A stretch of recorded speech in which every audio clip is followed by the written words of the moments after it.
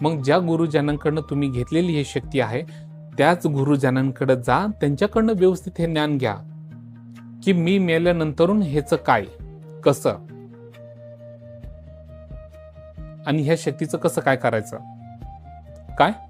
म्हणून मला काय तुम्हाला सांगायचंय माहितीये का, कुठल्याही सिद्धी, कुठल्याही शक्ती तुम्ही कशासाठी प्राप्त करता.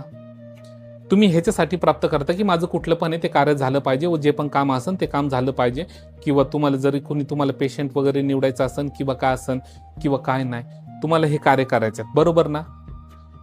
मग तुम्हाला ह्या दुसऱ्या शक्ती गोळा करायची गरज काय आहे. तुम्हाला जर हेच करायचंय तर तुमचं कार्य सगळं झालं पाहिजे, कुटुंब तुमचं प्रपंच चाललं पाहिजे, तुम्हाला कुठल्या प्रकारच्या धंद्यामध्ये व्यवसायामध्ये तुम्हाला कुठल्याच प्रकारची आडी अडचण नाही पाहिजे किंवा काय नाही, त्यासाठी दुसऱ्या अनगिनत शक्ती बाहेरच्या वाईट कशाला पाळता.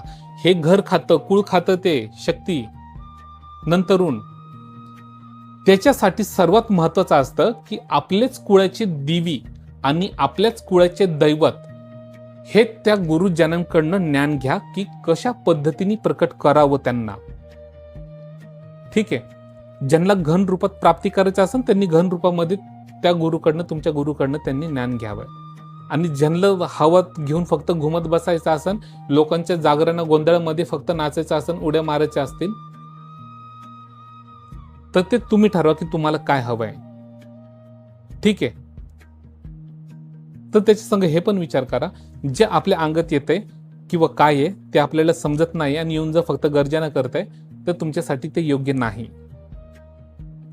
ज्या वेळेस आपण कुळाचे देवी दैवत प्रत्यक्ष रूपामध्ये त्यांना प्राप्त करतो, भक्ती करून, त्यांची तपस्या करून, त्यांची साधना करून, तर असे गुरुजन शोधा की ते तुम्हाला तुमचे कुळाचे देवी दैवत कशा पद्धतीने प्रकट करून देतील व